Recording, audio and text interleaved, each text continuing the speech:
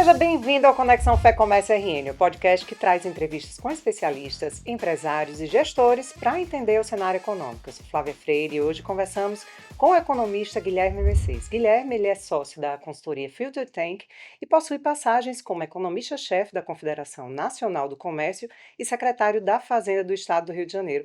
Guilherme, antes de tudo, muito obrigado por você estar aqui com a gente. Seja sempre muito bem-vindo, inclusive à Casa Nova do Comércio. É um prazer estar aqui, ainda mais nessa casa nova que está tão bonita. Pois é, e de primeira já uma pergunta rápida sobre o quadro macroeconômico. O Banco Central manteve a Selic em 15%, mas o mercado só fala ali em cortes no início do ano que vem, né? Assim, como é que está esse cenário e quais as perspectivas para o ano de 2026? Eu acho que a gente pode esperar uma taxa de juros ainda alta durante um bom tempo, né? Por mais que a gente tenha cortes no ano que vem, acho que a gente pode sim pensar em Selic perto de dois dígitos, ou seja, acima de 10%. Isso é importante o empresariado ficar atento. Primeiro, tem dois impactos principais disso. Primeiro, que uma taxa de juros de 15%, ela vai bater na economia e vai desacelerar o consumo, o ímpeto de consumo das pessoas, né?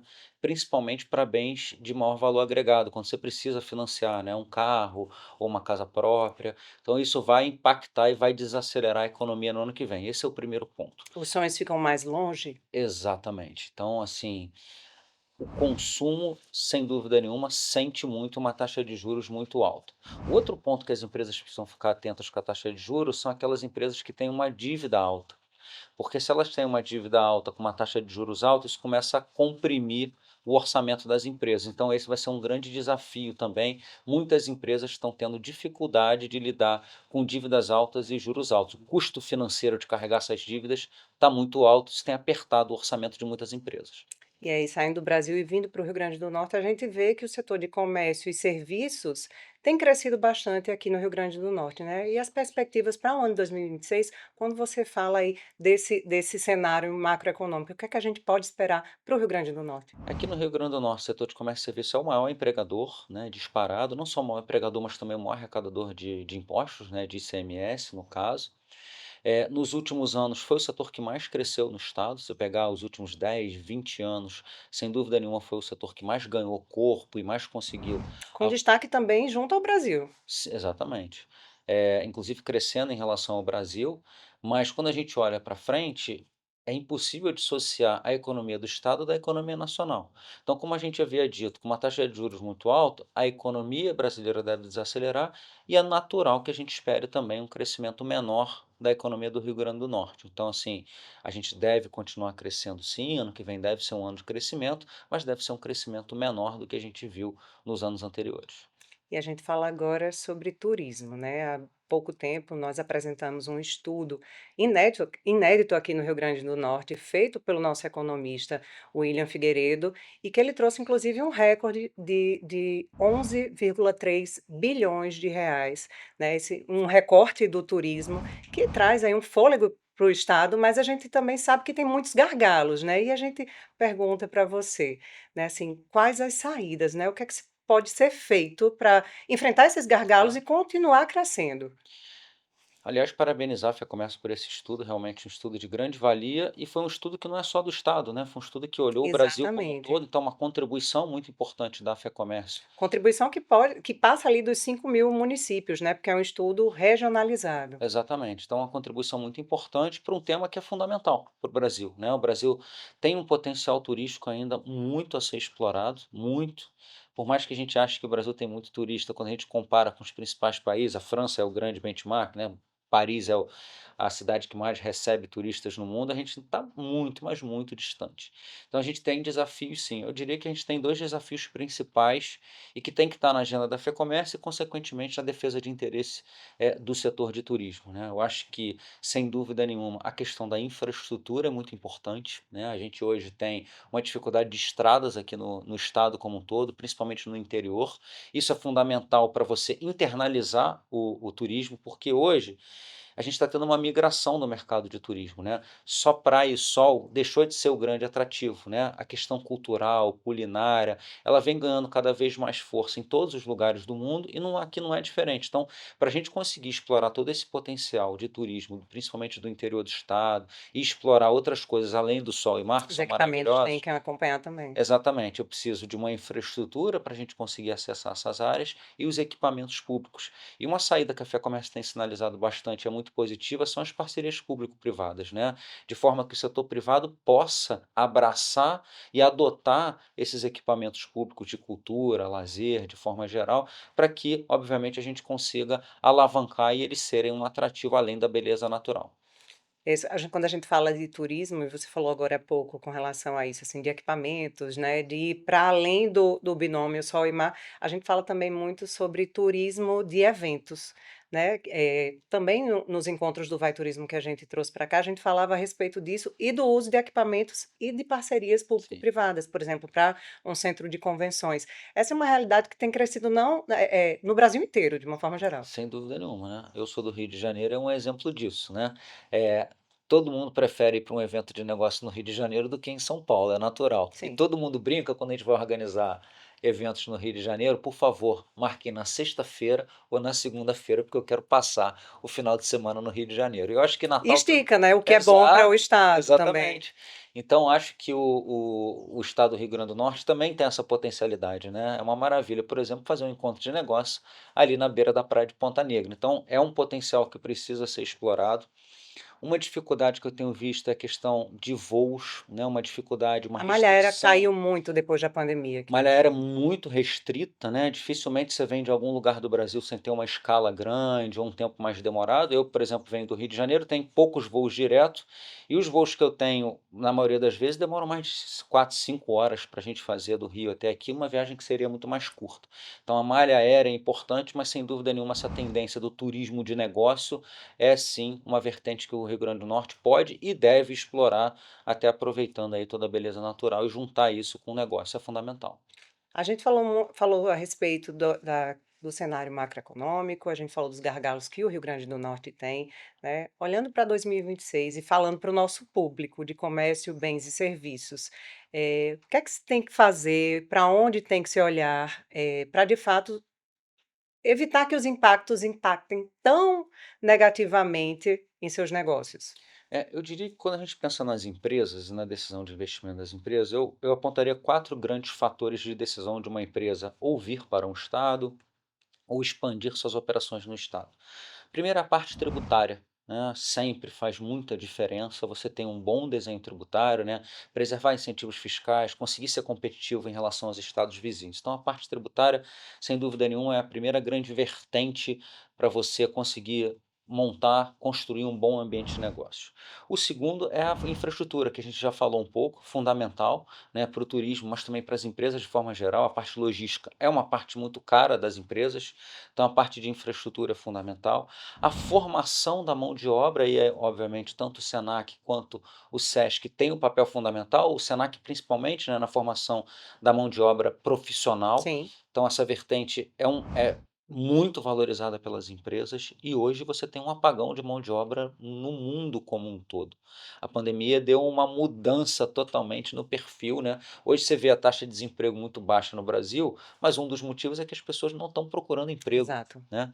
Então essa qualificação da mão de obra é um ponto fundamental. Hoje as empresas estão sofrendo muito para conseguir manter mão de obra de qualidade em alto nível de A rotatividade é atendimento. muito grande, não consegue Exatamente, segurar ali. não consegue segurar.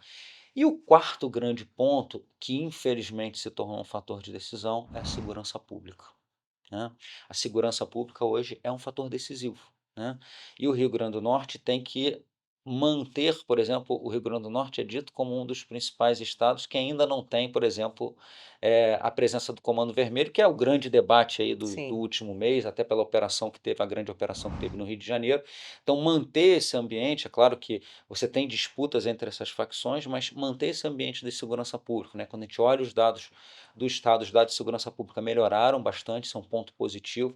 Então manter esse Manter ambiente. os números, mas também dá a sensação de segurança, né, porque muitas vezes aqueles números são ali apresentados e você não sente aquela sensação de segurança de fato. Isso é um fator decisivo para o turista, né, principalmente turista estrangeiro.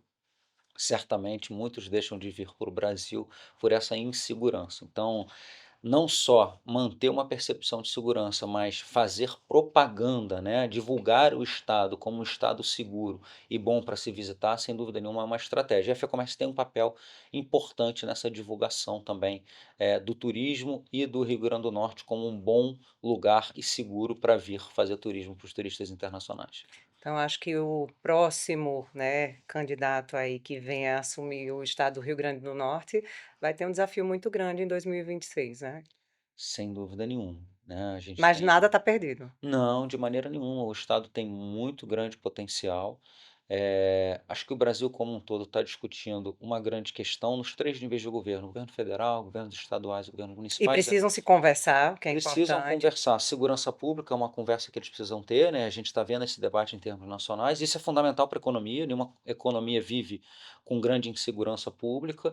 E o outro ponto é como é que a União, os estados e os municípios conseguem equilibrar as suas contas sem que aumentem a carga tributária, porque o Brasil já tem uma carga tributária próxima de países europeus, com serviços obviamente não compatíveis com essa elevada carga tributária. Então, equilibrar as contas públicas sem ser com novos aumentos da carga tributária, acho que é um dos grandes desafios, não só do Rio Grande do Norte, mas do Brasil como um todo. Equilibrar as contas, né, muitas vezes a gente vê muito isso, não é só uma realidade aqui do estado, mas muitos estados estão pagando a folha, e não tem mais como investir, não é isso? Exatamente. O nível de investimento se torna fundamental, né? Aqui no Rio Grande do Norte eu diria que é um dos grandes desafios, né? Como é que a gente consegue aumentar os investimentos em estradas, infraestrutura de forma geral. Isso pode ser feito pelo Estado, mas também, como a gente já disse, em parcerias com o setor privado, né? As concessões, as parcerias público-privadas são caminhos que de sucesso e tem vários exemplos por aí, certamente precisam ser seguidos em várias áreas, infraestrutura, na parte de equipamentos turísticos, equipamentos culturais, a ampla experiência nacional e internacional, né. A gente fala muito, por exemplo, Central Park é uma parceria público-privada, é administrada Todo por mundo uma empresa ganha, né, um privada. ganha-ganha. Exatamente, todos os bancos do Central Park, se a gente olhar, tem um nomezinho, né, Guilherme Mercedes no nome. Aquilo é comprado, Procurar esse lá. é comprado, né, a pessoa compra aquilo ali, paga para ter o nome, o E está nomezinho. fazendo, né, Exatamente, e obviamente faz parte do financiamento do parque, né, e não à toa o parque é realmente a grande sensação ali da cidade. Então, esses bons exemplos podem sim ser, usados para o bem. Nova York novamente eu tive uma experiência de passar lá um tempo, o próprio Ministério Público, quem faz o sistema do Ministério Público é a Bloomberg, uma coisa que aqui parece inimaginável, né. sim. Basta um bom acordo de confidencialidade, mas realmente dificilmente o Estado vai ser tanta tecnologia, com tanta qualidade, quanto uma plataforma como a Bloomberg, que é a maior plataforma de informações mundiais. Então essas parcerias são muito bons exemplos que podem e devem ser seguidos como um bom caminho. E para concluir aqui, eu queria que você deixasse uma mensagem de fato para o nosso público, né, para os empresários, empreendedores, né, para o ano de 2026 e aí dar aquela esperança, né, de que tudo vai melhorar, de que as coisas têm como andar de fato, né. Existem os desafios, Com mas certeza. com certeza a gente vai conseguir aí ir para frente. Sem dúvida. Acho que pensando num pano de fundo mais longo, acho que a gente tem que perceber o seguinte para os empresários, né? O mundo está passando por um momento de transição tecnológica muito grande. E todas essas fases de transição tecnológica na história da humanidade foram seguidas de grandes fases de transição econômica. Então a gente vai ter os empresários vão ter que conviver no curto prazo com um ambiente econômico mais turbulento, é Sim. verdade, onde a gestão financeira vai ser muito importante, mas quais vão ser as empresas de sucesso? Aquelas que conseguirem lidar com esse cenário e, ao mesmo tempo, não largarem mão dessa transição tecnológica que está acontecendo, porque nos próximos anos a gente vai ter uma nova economia e uma nova forma de se relacionar e de produzir, e as empresas precisam estar bem posicionadas. Então eu acho que naturalmente, a economia é feita de ciclos. A gente está num ciclo difícil, mas o horizonte certamente é melhor e as empresas precisam estar preparadas para esse horizonte positivo que está vindo com essa transformação tecnológica. É acreditar, né? Com certeza. Guilherme, queria agradecer a sua participação, né, vindo do Rio de Janeiro, né, encontrou aqui uma brechinha na agenda para conversar com a gente. Sempre um prazer estar aqui, a convite do presidente Marcelo, sempre um prazer estar na FEComércio, sempre contribuindo aqui para o que eu puder no desenvolvimento do estado do Rio Grande do Norte. E meu agradecimento a você também que nos assistiu ou ouviu. Esse foi o Conexão Fé Comércio RN. Acompanhe este e outros episódios na Jovem Pan News Natal ou no YouTube da Fé Comércio RN. Siga as nossas redes sociais para não perder os próximos episódios e até a próxima.